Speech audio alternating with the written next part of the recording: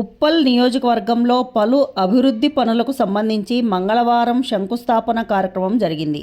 ఈ కార్యక్రమంలో మంత్రి శ్రీధర్బాబు, ఉప్పల్ ఎమ్మెల్యే బండారు లక్ష్మారెడ్డి పాల్గొన్నారు. అయితే ఉప్పల్లో జరుగుతున్న ఈ అభివృద్ధి కార్యక్రమం సందర్భంగా ఎమ్మెల్యే బండారు లక్ష్మారెడ్డి అనుచరులు, కాంగ్రెస్ పార్టీ ఉప్పల్ ఇన్ఛార్జి పరమేశ్వర్ రెడ్డి వర్గాల మధ్య ఘర్షణ చోటు చేసుకుంది. ఈ ఘటనలో కాంగ్రెస్, బీఆర్ఎస్ శ్రేణులు ఒకరిపై ఒకరు దాడులకు పాల్పడడంతో అక్కడ తీవ్ర ఉద్రిక్తత నెలకొంది.